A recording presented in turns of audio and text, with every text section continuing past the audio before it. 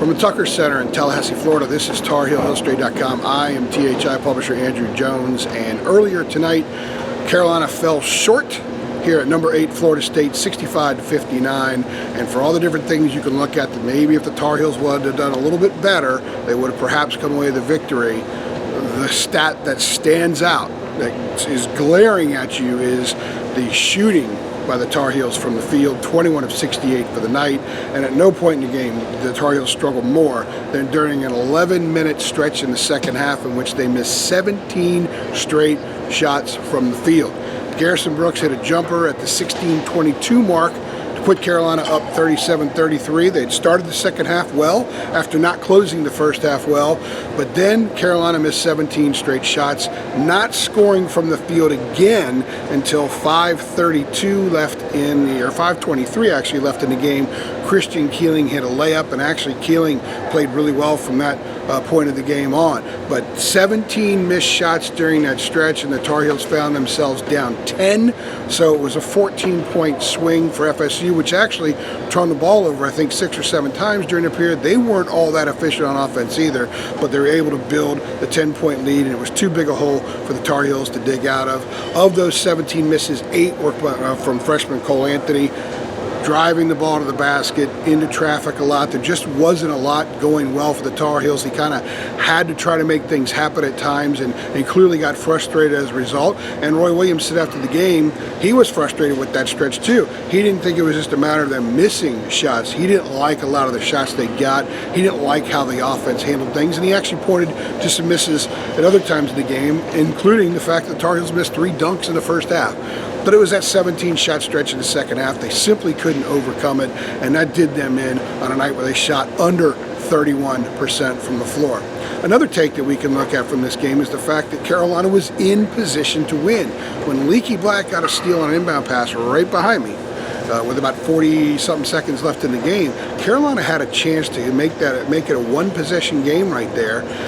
Tar Heels didn't convert, but they were in the game up until the last 20 seconds or so, because they fought, they scratched, they clawed, they worked their way through those 17 misses. There have been times during the course of this season where those 17 misses would have maybe done them in. We know a lot of the runs, we've articulated a lot of the runs that other teams have made in the second half to put the Heels away. This didn't put them away. They worked through it, they fought. Anthony showed a lot of guts late in the game. Christian Keeling showed a lot of guts. They all did. They all played really hard. They scrapped, and they put themselves in position to maybe steal one in the building of what might be the best team in the ACC. So Roy Williams said after the game, look, regardless of the outcome, you can always take something good from a game that you can build on, that you got better from. And I think that is a snapshot of something that this team can take from this game. The fact that they shot so poorly, had that terrible stretch, and there they were, inside the last minute, had the fans in this building nervous. And I'm not going to say they had FSU tied. I don't know if they had FSU tied or not, but FSU had to make winning plays in the last 45 seconds to put away the Tar Heels. The Seminoles did that, but credit the Tar Heels for being in that position.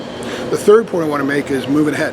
Tar Heels got Duke this week. It's going to be really weird going into this game with neither team, with not both teams not actually being in the top 10. Normally, both teams are in the top 10, top 12, perhaps if one of them's a little bit coming off a couple losses. But this is a situation where Duke will be in the top 10, top 6, I think, is what they are right now in the country, and Carolina's 10 and 12. So the Tar Heels do have an opportunity to gear toward a game that should get everybody in the team on the same page, had them totally amped up and ready to play, and another opportunity to turn the nose of this thing into the right direction. They got 2 games under their belt with Cole Anthony. There were some positives and there were some not so positives from reintegrating him back into the lineup.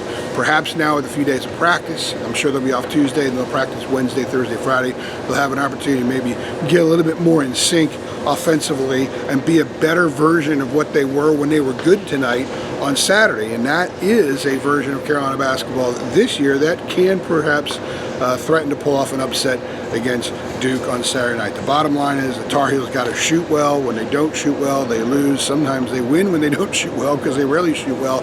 But as poorly as they shot tonight, not going to get the win, especially against a really good team. So the Tar Heels can at least take that positive in how they fought.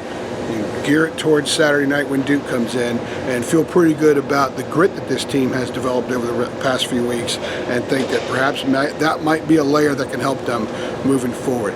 This is Andrew Jones. You've been watching TarHeelIllustrated.com from the Tucker Center, FSU 65, UNC 59. Thanks.